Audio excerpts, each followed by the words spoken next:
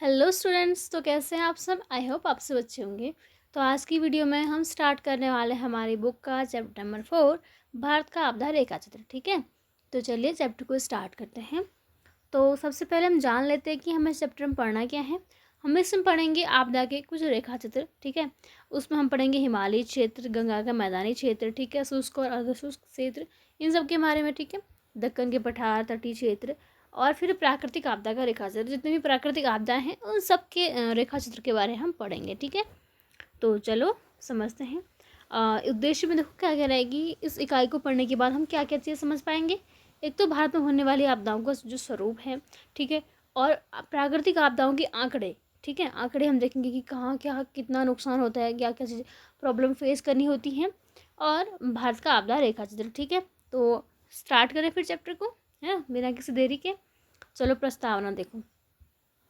भारतीय उपमहाद्वीप संसार का सर्वाधिक आपदोन्मुख क्षेत्र, यानी कि सबसे ज़्यादा आपदाएं कहाँ देखी जाती हैं, भारतीय उपमहाद्वीप में। ठीक है, बहुत ज़्यादा। भारत का लगभग 85% क्षेत्र एक या अ, एक एक या अधिक बाधाओं की चपेट में संवेदनशील है। संवेदनशील का मतलब पता होना चाहिए आप लोगों को। संवेदनशील का मतलब क्या होता है? ऐसी जगह, ऐसा क्षेत्र जहाँ पे भूकंप आने की संभावना ज़्यादा हो, वो संवेदनशील क्षेत्र कहलाएगा।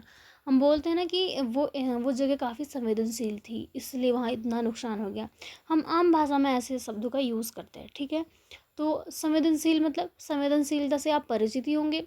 ठीक है, संवेदनशीलता का मतलब समझिए कि ऐसी परिस्थिति, ऐसी जगह जहाँ पे खतरे की, ठीक, कोई भी आपदा आने की संभावना ज़्यादा हो, वो संवेदनशील क्षेत्र कहलाएगा। ठीक है, अब भारत के यहाँ पे देखो 29 राज्य यहाँ पे अपडेटेड नहीं है। ठीक है, वैसे हमारे 28 राज्य हैं लेकिन यहाँ पे अपडेटेड नहीं है, लेकिन आपको बुक के अकॉर्डिंग ही चलना होता है। ठीक है, और यहाँ पे देखो कितने 22 अनेक तरह से आपदा अभिमुखी हैं। ठीक है, और बंगाल की खाड़ी तथा अरब सागर से उत्पन्न हवाई तूफानों, हिमालय पहाड़ों में सक्रिय क्रिस्टल उथल पुथल के कारण जो उत्पन्न भूकंपों, मानसून से आई बाढ़ तथा देश के शुष्क एवं अर्धशुष्क क्षेत्रों में सूखा ज़्यादा प्रभावित हमें देखने को मिलता है। ठीक है, चलो ये सब कितने डेटा दिए गए हैं। ठीक है, ये डेटा आप लिख सकते हैं एग्जाम में, काफ़ी आपके लिए बेनिफिशियल रहेगा। और जो संपूर्ण भूमिका देखो 58.6%, ठीक है, से अधिक मध्यम से अति उच्च गहनता वाले भूकंप के अभिमुखी हैं, यानी कि अधिक गहन भूकंप संभावित क्षेत्र। ठीक है, कितना देखो, इसकी 4 करोड़ हेक्टेयर से भी ज़्यादा, ठीक, कितना 4 करोड़ हेक्टेयर से भी अधिक भूमि जो है बाढ़ अभिमुखी है, यानी कि बाढ़ग्रस्त है। बाढ़ देखो हमारे देश की सबसे ज़्यादा जो आम, जिसको सामान्य आपदा भी घोषित कर दिया गया है, क्योंकि अक्सर हर साल हम देखने को मिलती है ये वाली आपदा, कौन सी, बाढ़। ठीक है, क्योंकि ये बहुत ही ज़्यादा नुकसान कराती है। ठीक है, तथा नदी क्षरण अभिमुखी है। ठीक है, ये सारी चीज़ें हम देखे हैं। ठीक है, और फिर हम देखते हैं चक्रवात। ठीक है, इसके जो यहाँ पे देखो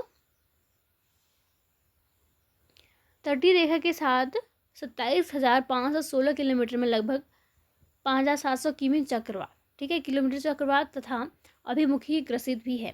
ठीक है, इसके जोत योग्य कृषि योग्य क्षेत्र का कितना 68%, ठीक है, सूखा ग्रसित है, तथा इसके पहाड़ी क्षेत्र को भूस्खलन और हिमस्खलन से खतरा है। ठीक है, चलो इतना हम समझ लें। अब आगे हम पढ़ते हैं। ठीक है, आगे हम देखते हैं भारत की संवेदनशीलता का रेखा चित्र। ठीक है, देखो हम पूरे चैप्टर को अच्छे से समझेंगे, इंपॉर्टेंट सारे टॉपिक्स को कवर करेंगे। आपको बस क्या करना है, ये जो टॉपिक मैं आपको समझा रही हूँ उनको स्किप नहीं करना है। अक्सर हम देखते हैं हम इग्नू से पढ़ रहे होते हैं, इग्नू में वैसे काफ़ी मार्किंग थोड़ी टफ ही होती है। ठीक है, काफ़ी लाइटली मार्किंग नहीं की जाती है। ठीक है, तो इसमें मार्क्स बच्चों की कमी आती है, तो हमें पॉइंट वाइज सारी चीज़ें हमें डिटेल में लिखनी है, तब हम अच्छे मार्क्स स्कोर कर पाएंगे। ठीक है, तो आप काफ़ी कम समय में भी अच्छा स्कोर कर सकते हैं अगर आप अच्छे से पढ़ लें। ठीक है, तो चलो स्टार्ट करते हैं। देखो भारत जो है ना, अपनी प्राकृतिक भौगोलिक स्थिति तथा जलवायु परिस्थितियों, ठीक है, जलवायु संबंधी स्थितियों के कारण विश्व के सर्वाधिक आपदा अभिमुखी क्षेत्र में से एक है। कौन? हमारी इंडिया कंट्री, भारत। ठीक है, बहुत ज़्यादा आपदा यहाँ देखने को मिलती है। ठीक है, हर वर्ष से हमें क्या क्या चीज़ें देखने को मिलती हैं। अब देखो अभी जो मौसम हो रहा है, ठीक है, अभी जो स्थिति बनी हुई है, ठीक है, हम अगर देखें जून के बाद से, जून जुलाई कि हमें क्या क्या देखने को मिला, बाढ़, ठीक है, भूस्खलन, भूकंप, ये 3 आपदाएं हमने सामान्य रूप से देखने को मिले। और जो भूस्खलन है, ठीक है, भूस्खलन और बाढ़ और बादल फटना जैसी जो समस्याएं हैं वो है सबसे ज़्यादा हमें उत्तराखंड में देखने को मिली, ठीक है। और देखो उत्तराखंड जो है एक पहाड़ी क्षेत्र है और पहाड़ी क्षेत्र में अक्सर हम भूस्खलन देखने को मिलता है, ठीक है। तो आगे हम समझते हैं, यह बंगाल की खाड़ी एवं अरब सागर दोनों से उठने वाली हवा तूफानों की चपेट में है, ठीक है। भारी बारिश से आई जो बाढ़ें हैं तथा शुष्क एवं अर्ध शुष्क क्षेत्रों में सूखा भी इस उपमहाद्वीप के प्रतिकूल वातावरण के निर्माण में सहायक है, ठीक है।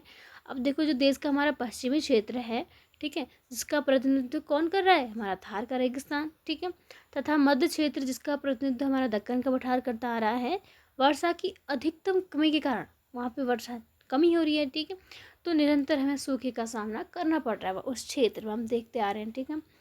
सन 2008 के भारतीय महासागर की सुनामी के बाद उत्तरोत्तर सुनामी के लिए संवेदनशील रहा है भारत, ठीक है। और भारत की 7,600 किलोमीटर लंबी तटीय रेखा है। कितनी, ये देखो ये वाला क्वेश्चन ना वैसे एमसीक्यू क्वेश्चन तो इसमें आते नहीं हैं, ठीक है। हालांकि इन्वायरमेंटल स्टडीज़ पूरा सिलेबस हमने कवर कर रखे हैं, आप उसमें देख सकते हैं, उसमें एमसीक्यू बेस्ड क्वेश्चन आते हैं। लेकिन ये वाला काफ़ी पॉइंट अगर आप लिखे तो आपके लिए बेनिफिशियल रहेगा, ठीक, काफ़ी अच्छा है।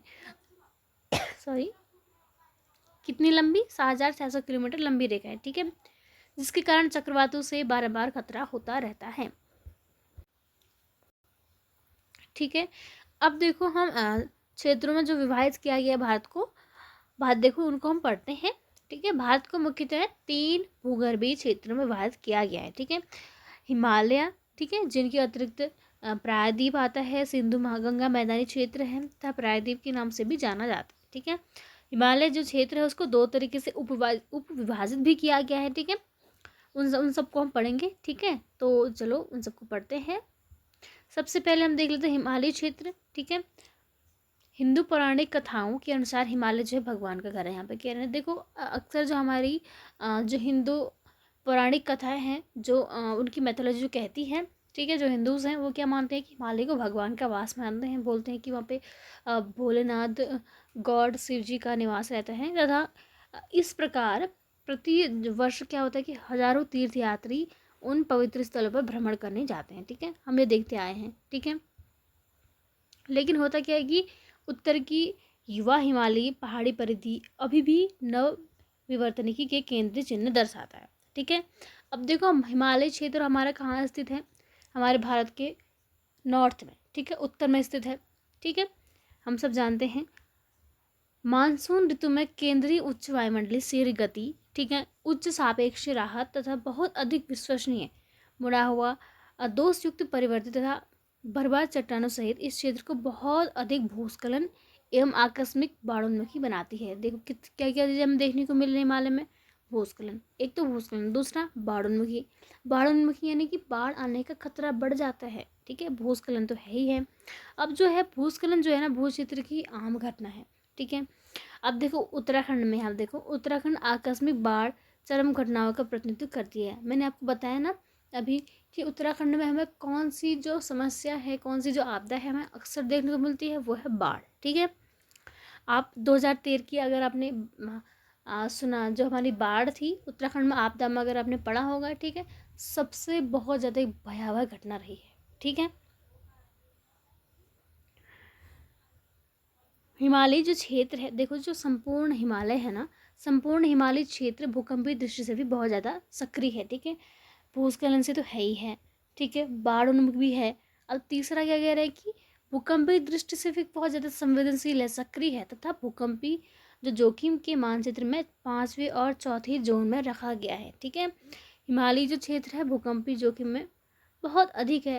अब इसका अर्थ ये नहीं है कि अन्य क्षेत्र में अन्य जो क्षेत्र हैं भूकंपों का खतरे से सुरक्षित नहीं, ठीक है, अन्य क्षेत्रों में भी तो भूकंप देखने को मिल रहा है, ठीक है। ऐसा तो है नहीं कि हिमालय क्षेत्र में अगर भूकंप से सक्रिय है तो अन्य जगह भूकंप नहीं आएगा। देखो जो हिमालय क्षेत्र है ना वहाँ पे जो भूकंप के लिए वह सक्रिय है अधिक, ठीक है। इसका मतलब ये नहीं कि अन्य जगह नहीं होगा, अन्य जगह भी है भूकंप, ठीक है। तो चलो यहाँ पे कुछ एग्जाम्पल दिए गए हैं, ठीक है। अब देश का जो कोई हमारे जो देश का ना कोई भी भाग ऐसा नहीं है कि जहाँ पे सबसे कम प्रभावित जोन में नहीं पड़ता, ठीक है। हमारे देश का कोई भी ऐसा क्षेत्र नहीं है, ठीक है। अब यहाँ पे एग्जाम्पल दिए गए हैं, उत्तरकाशी भूकंप, ठीक है, किलारी भूकंप, कोयाना भूकंप, चमोली भूकंप, ठीक है, भुज का भूकंप बहुत ज़्यादा भयावह, आपने नाम सुना ही होगा, ठीक है। सिक्किम भूकंप, ये हाल के समय के हैं, ठीक है। अब देखो पहाड़ी क्षेत्र में क्या है कि 3500 मीटर से ऊपर स्थित क्षेत्र में वनस्पतियाँ नहीं हैं, ठीक है। कितने में नहीं है? 3500 मीटर से ऊपर के क्षेत्र में वनस्पतियाँ नहीं पाई जाती, तथा वह क्षेत्र क्या होता है, बर्फ से बाधित होता है, ठीक है। वहाँ पे बर्फ होती है, इसलिए तो वहाँ पे वनस्पतियाँ नहीं पाई जाती। इन क्षेत्रों में क्या होता है, अधिक ऊंचाई वाला क्षेत्र माना जाता है, बहुत ज़्यादा ऊंचाई में रहते हैं, ठीक है। और मौसम जो होता है बहुत ही अप्रत्याशित होता है, ठीक है, अप्रत्याशित होता है। वायुमंडल में फिर ऑक्सीजन की कमी होती है, ठीक है। अक्सर जो हमने देखा होगा पर्वतारोही होते हैं, ठीक है, जो पर्वतों पे ऐसे चढ़ते हैं, ठीक है। तो जैसे जैसे ना वो पर्वत पे चढ़ते जाते हैं तो क्या होता है कि हाइट इंक्रीज होती है, ठीक है, हाइट बढ़ती है। तो हाइट के साथ क्या होता है कि ऑक्सीजन की वहाँ पे कमी होती है, ठीक है। वनस्पतियाँ नहीं है वहाँ पे, ठीक है, वनस्पतियाँ नहीं है और ऑक्सीजन की वहाँ पे कमी हमें देखने को मिलती है, ठीक है। खड़ी पहाड़ी चोटियाँ, स्थायी हिम नदी, हिमोर तथा ठंडी जल झील में सामान्य है, ठीक है। अब गर्मियों में क्या हो रहा है कि गर्मियों में एक सामान्य समस्या है, यहाँ पे देखो गर्मियों में क्या हो रहा है, बर्फ तथा हिम नदी के पिघलने के कारण झीलों और नदियों का बहाव, पानी का जो बहाव है वो बढ़ जाता है। जैसे गर्मियाँ होंगी, जैसे जैसे गर्मी बढ़ेगी क्या होगा, टेम्परेचर बढ़ेगा। टेम्परेचर बढ़ेगा तो क्या होगा, जो हिम है, जो वहाँ पे हिम है वो क्या करेगी, पिघलना स्टार्ट करेगी। तो क्या होगा, पानी का बहाव भी बढ़ जाएगा, ठीक है। स्रोत कहाँ आ रहा है, वहाँ से स्रोत है ना हमारा, जल का जो स्रोत है हिमालय में, ठीक है। तो क्या होगा, वहाँ से जो जल आ रहा है, जो नदियाँ आ रही है हिमालय से, तो उनका जो बहाव है, जो बर्फ से क्या होता है, पिघल जाता है वो पूरा, ठीक है। अब इस तरह से क्या होता है, जल स्तर अचानक से बढ़ भी जाता है, ठीक है। तो 3500 फुट के नीचे के पहाड़ी क्षेत्रों में भौगोलिक तथा जलवायु संबंधी दशाओं पर निर्भर होते हुए कौन कौन सी चीज़ें यहाँ पे दी गई हैं, ध्यान से सुनना देखना। भारी वर्षा, बादल फटना, आकस्मिक बाढ़, भूस्खलन तथा मिट्टी के बहाव का खतरा होता है, ठीक है। इन क्षेत्रों में प्रमुख जो प्राकृतिक जोखिम है कौन कौन से, भूकंप है, ठीक है, भूस्खलन है, दावानल जो आग है, ठीक है, मिट्टी क्षरण, हिमपात हो गया और आकस्मिक बाढ़, ठीक है। आई होप आपको समझ आ रहा होगा चैप्टर, काफ़ी इजी बुक है हमारी, ठीक है। स्कोरिंग है चैप्टर, ठीक है। अब देखो गंगा का मैदानी क्षेत्र, इसमें हम पढ़ते हैं, ठीक है, जो संभावित हमारे क्षेत्र हैं। अब देखो हिंद गंगा का मैदानी क्षेत्र जो घनी आबादी वाला क्षेत्र है, ठीक है, घनी आबादी वाला क्षेत्र है ये, यहाँ पे आबादी ज़्यादा देखी जाती है तथा हिमालयी नदियों द्वारा सुखाया गया क्षेत्र है, ठीक है। उसे बाढ़ एवं सूखा दोनों से खतरा रहता है, ठीक है, बाढ़ से भी और सूखे से भी, दोनों से खतरा है वहाँ पे। जो हिंद गंगा ब्रह्मपुत्र के मैदानों में जो बाढ़ है ना, प्रतिवर्ष की विशेषता है, यानी कि हर वर्ष वहाँ पे बाढ़ हमें देखने को मिलती है, ठीक है। प्रतिवर्ष औसतन सैकड़ों लोगों की मृत्यु हो जाती है, जो मैंने आपको बताया। लाखों जो घर हैं वो बेघर हो जाते हैं, लाखों लोग बेघर हो जाते हैं तथा अनेक जो हेक्टेयर की ज़मीन है वहाँ पे फसलें जो हैं बर्बाद हो जाती है, कारण बाढ़, ठीक है। पूर्ण वर्षा का लगभग 75%, 75% लघु मानसून ऋतु में होता है, ठीक है। और 4 करोड़ हेक्टेयर जो है भारत भूमि का 12% टुकड़ा जो होता है बाढ़ अभिमुख है, ठीक है। अब देखो बाढ़ जो है ना, कम से कम 5 राज्यों में निरंतर घटने वाली घटना है। यहाँ पे देखो आप मेंशन कर सकते हो आंसर में, अगर आपका सीधा क्वेश्चन आ जाए, ठीक है। कौन कौन से स्टेट्स हैं, आसाम है, बिहार है, उड़ीसा है, उत्तर प्रदेश है और पश्चिम बंगाल, ठीक है।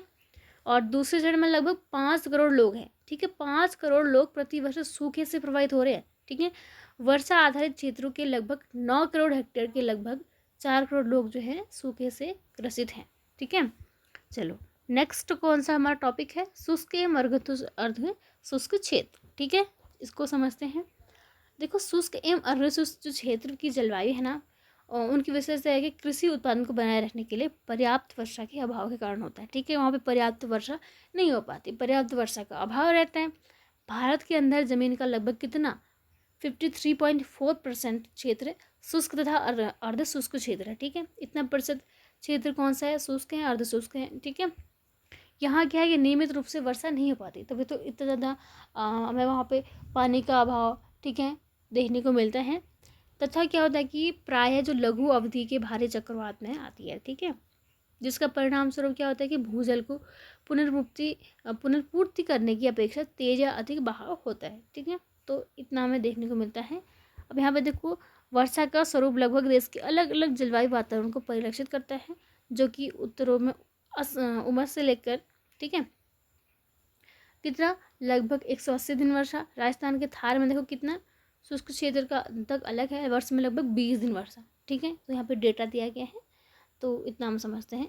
और देखो, शुष्क और अर्ध शुष्क क्षेत्र जो क्षेत्र होते हैं, ठीक है, शुष्क तथा अर्ध शुष्क जो क्षेत्र होते हैं, फसल उगाने के लिए सतह या भूजल से ही सिंचाई पर्याय है, ठीक है। चलो, इतना समझ आ गया होगा आपको। अब हम पढ़ें नेक्स्ट दक्कन के पठार के बारे में, ठीक है। अब देखो, जो दक्कन के पठार है ना, मध्य भारत में स्थित प्रायद्वीपीय पठार है, ठीक है। प्रायद्वीपीय पठार है जिसमें क्या है कि आंध्र प्रदेश, कौन कौन से स्टेट आते हैं देख लो। आंध्र प्रदेश हो गया, महाराष्ट्र हो गया, कर्नाटका राज्य के कुछ भाग सम्मिलित हैं, ठीक है। दक्कन के पठार का चित्रण या सीमांकन पश्चिम में पश्चिमी घाट और दक्षिण में नीलगिरी की पहाड़ियाँ हो गया, ठीक है। पूर्व में पूरी घाट, उत्तर में अरावली और छोटा नागपुर की पहाड़ी द्वारा किया जाता है, ठीक है। अब देखो, जो दक्कन का पठार है ना, वो पानी की भारी कमी से जूझ रहा है, ठीक है। पानी की समस्या हमें दक्कन के पठार में भी देखने को मिलती है, ठीक है। अब यद्यपि इस क्षेत्र में नर्मदा और ये सब नदियाँ जो हैं, महानदी, ताप्ती, ये नदियाँ बहती हैं। अब इन नदियों का जो अधिकतर जो रास्ता है ना, काफ़ी निश्चित और परिभाषित स्थिर है, ठीक है। इनके पास डेल्टा क्षेत्र को छोड़ करके बाढ़ की अवशेषों को लेकर जाने के लिए अपनी प्राकृतिक किनारों के अंतर्गत पर्याप्त जो क्षमता है, ठीक है।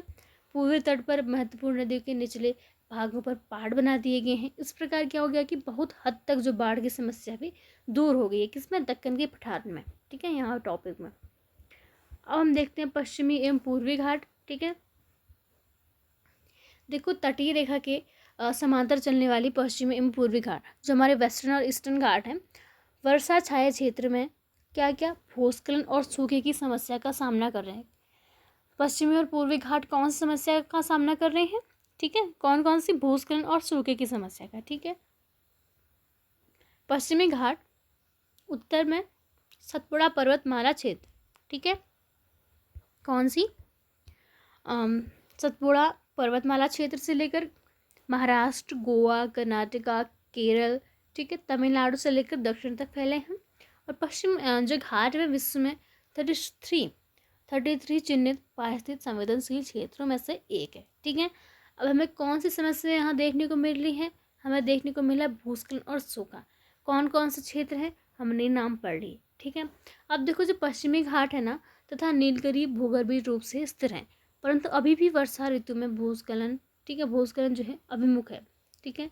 अब देखो, जनसंख्या दबाव, पॉपुलेशन प्रेशर, जो हमारे गैर कानूनी खनन है, वन कटाव है, ठीक है, से उत्पन्न वातावरणीय जो हमारे औद्योगिक है ने क्या किया कि दोनों घाटों को प्राकृतिक आपदाओं से बहुत अधिक संवेदनशील बनाया। यानी कि एक तो वो क्षेत्र पहले संवेदनशील है, ठीक है, उतनी प्रॉब्लम वहाँ फेस करनी पड़े, ऊपर से इतनी जो चीज़ें हमें पड़ रहे हैं, इनसे क्या हो गया कि वो क्षेत्र और ज़्यादा संवेदनशील हो गया। संवेदनशील क्षेत्र समझ रहे हैं ना, बताते हैं, यानी कि वहाँ पे आपदाएं होने की जो पॉसिबिलिटी है, संभावना है, वो ज़्यादा बढ़ गई है, ठीक है।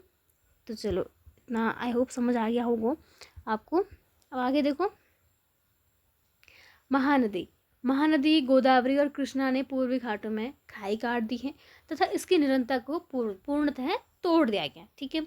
और पहाड़ पश्चिमी घाट की अपेक्षा समुद्र से काफ़ी दूर है। पर्वतमालाएं जो हैं बंगाली खाड़ी के समांतर हैं, ठीक है। ये सारे हम पॉइंट्स लिख सकते हैं एग्जाम में। अब पूर्वी जो घाट है ना, वो इतने ऊंचे नहीं है कि जितने पश्चिमी घाट है, ठीक है। पूर्वी घाट की संरचनाओं में धमाके के साथ पतन तथा नतिलंब संपूर्ण अंश भी शामिल है, ठीक है। चलो, अब हम देखते तटीय क्षेत्र के बारे में। तो भारतीय उपमहाद्वीप जो है विश्व में सबसे बुरी तरह से प्रभावित क्षेत्र है, ठीक है। सबसे ज़्यादा जो हमारा प्रभावित क्षेत्र है भारतीय जो उपमहाद्वीप है, विश्व में सबसे बुरी तरह से प्रभावित क्षेत्र है, ठीक है। अब देखो, 7,500 किलोमीटर लंबी तटीय रेखा है हमारी, ठीक है।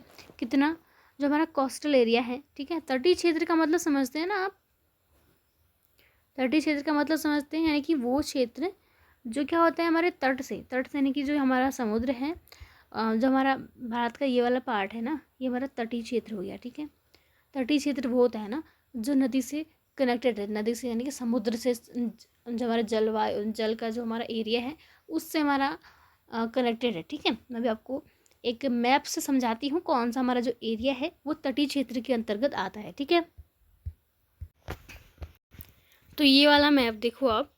ठीक है, ये वाला मैप देखो, ये जो एरिया हमें दिया गया है, ठीक है, ये वाला जो एरिया हमें दिख रहा है, ठीक है, आई होप आपको दिख रहा है अच्छे से क्लियरली। तो ये वाला एरिया यानी कि जो समुद्र से कनेक्टेड है, ठीक है, यहाँ पे समुद्र, ठीक है, पूरा समुद्र एरिया है ये। तो जो एरिया हमारा, जो क्षेत्र हमारा समुद्र से लग रहा है वो वाला हमारा तटीय क्षेत्र आएगा, तटीय मैदान में आएगा। ठीक है, तो इतना ईजी है ये, ज़्यादा कॉम्प्लिकेटेड नहीं बनाना है हमें इस टॉपिक को, काफ़ी ईजी है। ठीक है, चलो आगे समझते हैं, पढ़ते हैं टॉपिक को। और जो हमने टॉपिक पढ़े वो काफ़ी इजी थे। ठीक है, यहाँ पे जो लाइन आई ना कि 7,500 किलोमीटर लंबी तटीय रेखा, अब तटीय रेखा की बात आई तो कोस्टल लाइन, तो आपको पता होना चाहिए ना कि तटीय लाइन की बात करें तो कौन सी तटीय लाइन, तो मैंने इसलिए आपको समझा दिया ये टॉपिक। ठीक है, तो वो कितनी लंबी है, वो जो हमारा जो एरिया है ये वाला कितना है, वो हमारा 7,500 किलोमीटर। ठीक है, वाला उपमहाद्वीप विश्व के उष्ण चक्रवात के लगभग 10% के लिए खुला है। ठीक है, इनमें से अधिकतर का आरंभिक जन्म या रचना जो है बंगाल की खाड़ी में होती है तथा भारत के पूर्वी तट से टकराते हैं। ठीक है, औसतन जो है 5 से 6 उष्ण चक्रवात, ठीक है, चक्रवात प्रति वर्ष बनते हैं, जिनमें 2 या 3 जो गंभीर रूप से हो सकते हैं। अधिकतर जो है चक्रवात अरब सागर की अपेक्षा बंगाल की खाड़ी में घटित होते हैं तथा इनका जो अनुपात है कितना होता है, 4:1 का है। ठीक है, जो चक्रवात है दोनों तटों पर बार बार घटित होते हैं। ठीक है, जो पश्चिमी घाट हमारे, और देखो पश्चिमी घाट और पूर्वी घाट भी तटीय क्षेत्र के भाग जो होंगे हमारे। ठीक है, पश्चिमी घाट होगा जो अरब सागर का था, पूर्वी घाट बंगाल की खाड़ी। ठीक है, सन 1877 से सन 2005 के बीच भारत के पश्चिमी एवं पूर्वी घाटों पर आए चक्रवातों की बारंबारता का एक विश्लेषण दर्शाता है कि जो 283 चक्रवात जो है पूर्वी तट पर 50 किलोमीटर चौड़ी पट्टी में घटित हुए। ठीक है, और कम गहन और चक्रवाती जो क्रिया है पश्चिमी जो तट रेखा पर देखी गई, जहां उसी अवधि में 35 चक्रवात आए, जिनमें से 20 गहन थे। ठीक है, ये डेटा हम समझ सकते हैं। उष्ण कटिबंधीय चक्रवात जो है मई जून था अक्टूबर नवंबर के महीनों में आते हैं। ठीक है, तो समझ गए आई होप इतना आप। ठीक है, अब देखो हम समझते हैं प्राकृतिक आपदा रेखा चित्रों के बारे में। ठीक है, इसमें हम सबसे पहले भूकंप के बारे में समझते हैं। ठीक है, अब देखो जो भूकंप है ना, जमीन पर अचानक प्रचंड कंपन, हम सब जानते हैं क्या होता है, कंपन होता है, वाइब्रेशन होती है अर्थ में। ठीक है, हम जानते हैं जो पृथ्वी की जो आंतरिक चट्टान है उनके टकराने से भी भूकंप आता है। ठीक है, अब देखो जो भूकंप है ना, जो भूकंप है जमीन की पपड़िया सतह पर क्रिया के परिणाम स्वरूप बहुत अधिक विनाश का कारण होता है। ठीक है, हम सभी जानते हैं भुज का जो भूकंप है हम सभी ने देख रखा है उसका परिणाम। ठीक है, पूर्ण भूकंप जो है अभिमुखी क्षेत्रों का 12% बहुत अधिक गहन भूकंप हो। ठीक है, जो पूर्ण गहन भूकंप है, और 18% गहन भूकंप हो तथा 25% क्षतियोग भूकंपों की तरफ उन्मुख या प्रवृत्त होता है। ठीक है, अब जो भूकंप है ना, सर्वाधिक बड़े भूकंप जो है अंडमान निकोबार द्वीप समूह, कच्छ, हिमालय तथा उत्तर पूर्व में घटित हुए हैं। ठीक है, सर्वाधिक जो बड़े भूकंप है। ठीक है, आप ये लिख सकते हैं काफ़ी। देखो उत्तर भाग में हमारे ज़्यादा देखे जाते हैं जो भूकंप है अंडमान निकोबार में। ठीक है, और कच्छ और हिमालय क्षेत्र में। ठीक है, समझ गए। हिमालय क्षेत्र जो है विशेष रूप से भूकंप उन्मुख है। ठीक है, और पिछले 3 मुख्य भूकंप जो है भूकंपों ने तो गुजरात में, जम्मू कश्मीर और सिक्किम में हिलाकर रख दिया था। ठीक है, और 2006 की अगर बात करें भारत के दूसरे भागों में निम्न स्तरीय अनेक भूकंप जो आए हैं। ठीक है, अक्सर हम देखने को मिलता है हमें भूकंप। हाल ही में हमारे जो दिल्ली में भूकंप आया है। ठीक है, सन 2006 में भारत के दूसरे भागों में निम्न स्तरीय जो अनेक भूकंप आए हैं। ठीक है, अब भारत के सभी 7 जो उत्तर पूर्व राज्य है ना, असम हो गया, अरुणाचल प्रदेश, नागालैंड, मणिपुर, मिजोरम, ठीक है, सब उत्तर पूर्वी, और जो जितने भी हमारे राज्य हैं ना, ये क्या है, भूकंपी जोन कितने में है, 5 में आते हैं। ठीक है, अब देखो अलग अलग जोन में कैटेगराइज कर रखा है। ठीक है, भूकंपी जोन 1 से लेकर के 5 से लेकर के। ठीक है, और जो हमारा भारत है वो अक्सर हमारे हमारे सक्रिय जोन में ही रहते हैं। हर जो क्षेत्र है कोई 1 2 से लेकर हाई होता है, ठीक है। जोन 2 से लेकर के 5 तक ऐसे ही रहता है, ठीक है। भारत के जो प्रमुख भूकंप हैं यहाँ पे दे रखे हैं, ठीक है। कच्छ का भूकंप हो गया, ठीक है। शिलोंग का पठार, ये सब अक्सर हमने सुन रखे हैं, ठीक है। तो ये सारा दे रखा है भूकंप के बारे में। फिर हम देखते हैं, फिर आगे हम बढ़ते हैं। अब देखो विश्व बैंक, ठीक है। अब भारत के भौगोलिक आंकड़े क्या दर्शाते हैं कि भूमि का लगभग कितना 54% भूकंपों के खतरे में है, ठीक है। कितना 54% क्या है भूकंपों के खतरे में है, ठीक है, भूमि का जो हमारा भाग है। और विश्व बैंक तथा संयुक्त राष्ट्र के एक प्रतिवेदन में अनुमान लगाया गया है कि भारत के लगभग 20 करोड़, ठीक है, 20 करोड़ शहरी निवासी 2050 तक तूफानों और भूकंपों का सामना करेंगे, ठीक है। 20 करोड़ शहरी निवासी, आप समझ सकते हैं बहुत ज़्यादा संख्या है ये, ठीक है। भारत के भूकंप प्रतिरोधी डिजाइन संहिता में दिए भूकंपीय जोनिंग मानचित्र के हाल के जोन कारकों के संदर्भ में भारत को भूकंपीयता के 4 स्तर प्रदान किए गए हैं, ठीक है। 4 स्तरों में, अन्य शब्दों में भारत का जो भूकंपीय जोनिंग मानचित्र भारत को 4 भूकंपीय क्षेत्रों में विभाजित करता है। मैंने आपको बताया ना कि क्षेत्र 1 जोन 1 से नहीं है, 2 से स्टार्ट है, क्योंकि हल्का फुल्का भूकंप तो हमारे इंडिया में आता ही नहीं है, ठीक है। मतलब ऐसा कोई क्षेत्र ही नहीं है, ठीक है। 2 से लेकर के 5 जोन तक है यहाँ पे, ठीक है। इतने क्षेत्र में विभाजित कर रखा है और यह पूर्व के विवरण से भिन्न है जो देश के 5 या 6 जोनों से बना था। अब वो जो वर्तमान जो जोनिंग है वो कितनी है, जोन 5 भूकंप। अब देखो एक ऐसा है कि जो 5 है ना, 5 जो भूकंप की तक स्तर है वो सबसे हाई है, ठीक है, उच्चतर स्तर है। और 2 है वो सबसे निम्न है अभी के लिए, ठीक है। तो अब हम देखते हैं सुनामी। हम सभी जानते हैं सुनामी के बारे में, ठीक है। जापानी जो भाषा है सु, जिसका अर्थ क्या होता है बंदरगाह, यानी कि, ठीक है। और जो नामी है उसका अर्थ होता है लहर, ठीक है। उन जल लहरों का नाम है जो एक जलाशय, ठीक है, एक समुद्र के एक बड़े आकार के विस्थापन के कारण बनती है, ठीक है, सुनामी। अब देखो सुनामी जो है उसके कई कारण होते हैं, ठीक है। भूकंपीयता द्वारा जनित सुनामी भी होती है, भूकंप के कारण भी सुनामी का जन्म हो सकता है, ठीक है। अचानक विकृति का परिणाम होता है जिससे पहाड़ स्थित पानी का ऊर्ध्वाधर विस्थापन होता है, ठीक है।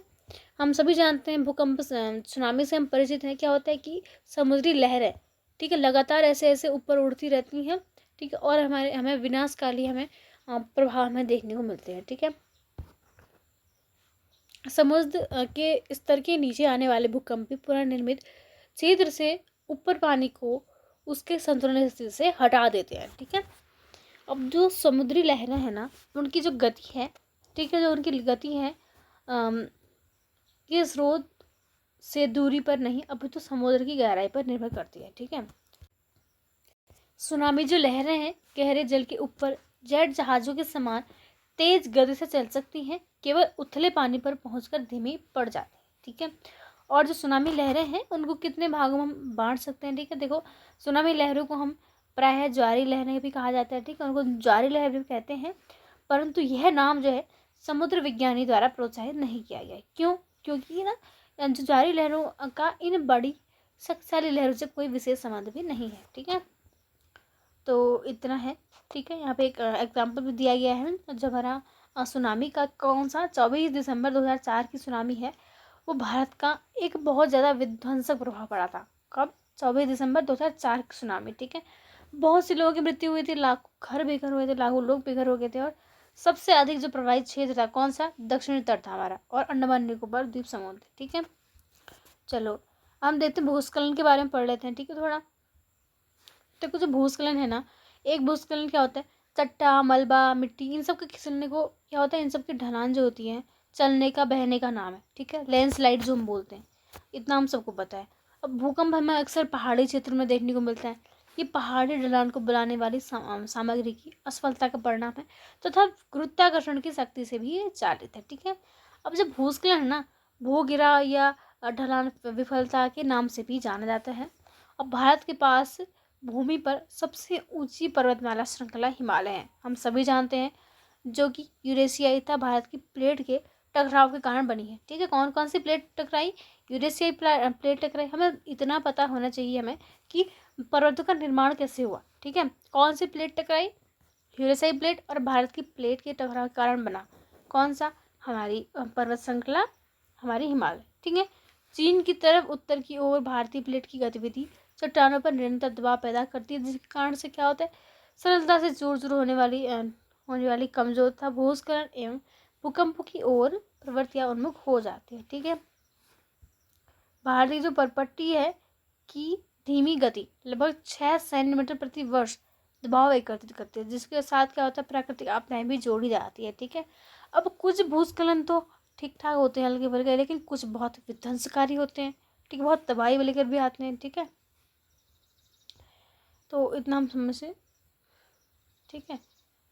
अब यहाँ पे देखो कुछ आपदाओं के बारे में, घटनाओं के बारे में दिया गया है जो काफ़ी विध्वंसक रही होंगी। ठीक है।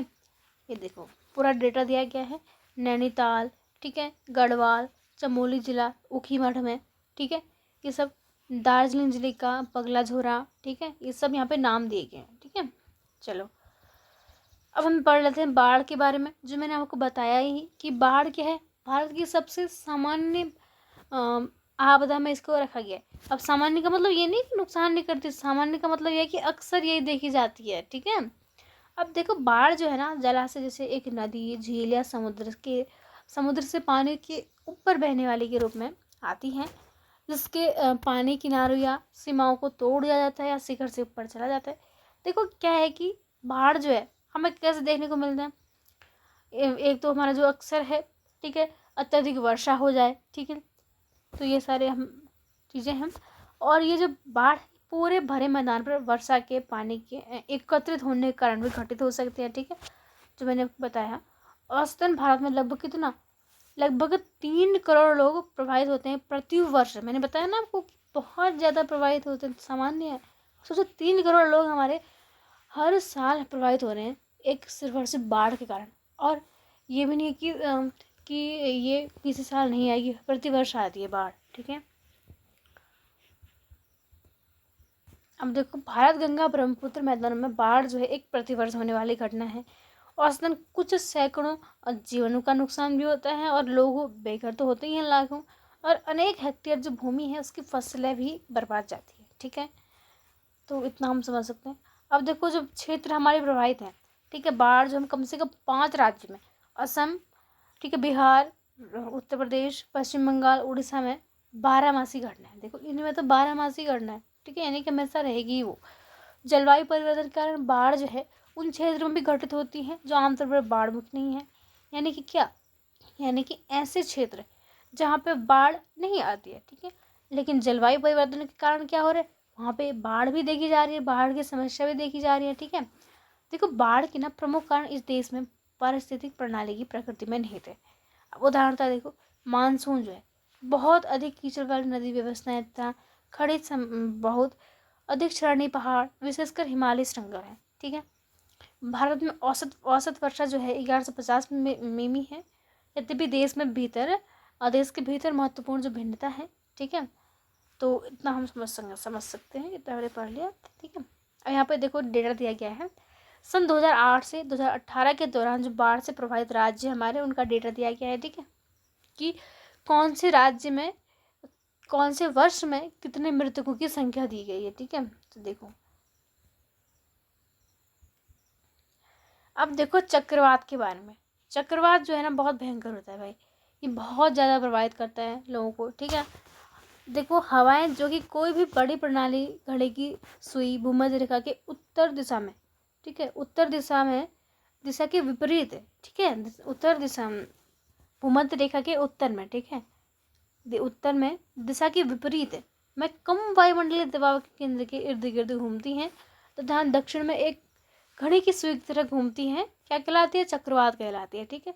अब चक्रवाती जो हवाएं हैं जमीन के लगभग सभी क्षेत्रों में चलती हैं और उनका केवल भूमध्य रेखा क्षेत्र या फिर पट्टी को छोड़कर प्रायः वर्षा या बर्फ के साथ भी जुड़ी होती है। ठीक है। अब देखो इन्हें प्रति चक्रवात भी इसलिए कहा जाता है क्योंकि इनकी बहाव जो है ना चक्रवातों की विपरीत होता है। यानी कि अर्थात एक बाहर की ओर फैलती गति, जिसमें क्या हो रहा है, हवाएं हैं। ठीक है। हवाएं उत्तरी गोलार्ध में घड़ी की सुई की दिशा में तथा दक्षिण की सुई की विपरीत में चलती हैं। ठीक है। ये जो हवाएं हैं प्रायः चक्रवाती प्रणाली की तरह शक्तिशाली नहीं होती तथा सामान्य रूप से कोई तेजी उत्पन्न नहीं करती। अब देखो लगभग 8% धरती है चक्रवातों की तपेट में संवेदनशील है, जिनमें तटीय क्षेत्र जो है प्रति वर्ष अलग अलग, यानी कि देखो चक्रवात में कौन सा क्षेत्र प्रभावित है, तटीय क्षेत्र। ठीक है, पूर्वी तट पर चक्रवाती क्रियाएं पश्चिमी तट से अपेक्षा अधिक गंभीर होती हैं। ठीक है, भारतीय महाद्वीप विश्व का सबसे अधिक बुरी तरह से प्रभावित जो क्षेत्र है, प्रभावित भाग समझा जाता है, जिसके कारण क्या हो रहा है कि कम गहराई वाले समुद्र तट की स्थलाकृति तथा तटीय विन्यास है। ठीक है, यहाँ पे देखो प्रमुख चक्रवात का हमें डाटा दिया गया है। ठीक है, अब पढ़ लेते सूखा।